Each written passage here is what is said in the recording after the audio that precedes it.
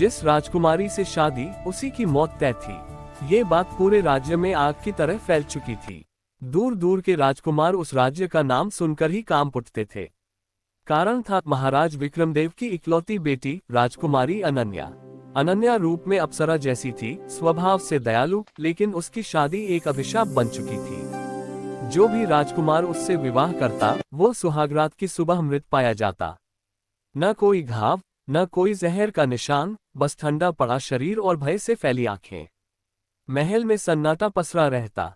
लोग फुसफुसाते, राजकुमारी मनहूस है, उसके साये में मौत है। लेकिन सच कोई नहीं जानता था। राजा ने तांत्रिक बुलाए, वैद्य बुलाए, सैनिकों की निगरानी बढ़ा दी, पर हर बार वही हुआ। शादी, जश्न, रात और सुबह मौत। एक दिन पड़ोसी राज्य का राजकुमार आर्यवीर आगे आया। उसने कहा, मैं सच जानकर रहूंगा। सबने उसे रोका, पर उसने अनन्या से विवाह कर लिया। रात आए, महल के बाहर सैनिक पहरा दे रहे थे। कमरे के अंदर आर्यवीर जागता रहा, सोने का नाटक करता हुआ।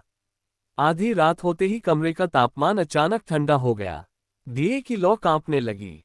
तभी उसने देखा, अनन्या नींद में थी, लेकिन उसके पीछे दीवार पर एक भयानक परछाई उभर रही थी, एक स्त्री की, जिसकी आंखें अंगारों जैसी थीं। वो परछाई फुसफुसाए, इस राजकुमारी की खुशियों पर मेरा हक है, कोई उसका पति बनकर जिंदा नहीं रह सकता। आर्यवीर समझ गया, ये किसी आत्मा का खेल है। उसने तुरंत अपने साथ लाया हुआ पवित्र ताबीज निकाला और मंत्र पढ़ने लगा। परछाई चीख उठी। कमरे की खिड़कियां अपने आप खुल बंद होने लगीं। अनन्या जाग गई। उसे देखकर वो आत्मा और उग्र हो गई। तभी राजकुमार ने साहस दिखाते हुए कहा, अगर तुझे बदला चाहिए तो मुझसे ले, लेकिन इसे आजाद कर दे। अचानक सब शांत हो गया। परछाई धीरे धीरे धुएं में बदलकर गायब हो गई। सुबह जब दरवाजा खुला, सबको यकीन था कि एक और लाश मिलेगी। लेकिन इस बार राजकुमार जिंदा था, और राजकुमारी की आंखों में पहली बार सच्ची खुशी थी। दरअसल वर्षों पहले एक दासी ने राजकुमारी से ईर्ष्या में आत्महत्या कर ली थी। उसी की आत्मा हर शादी में लौटकर बदला लेती थी। उस रात पहली बार किसी ने डरने की बजाय मुकाबला किया और अभिशाप टूट गया।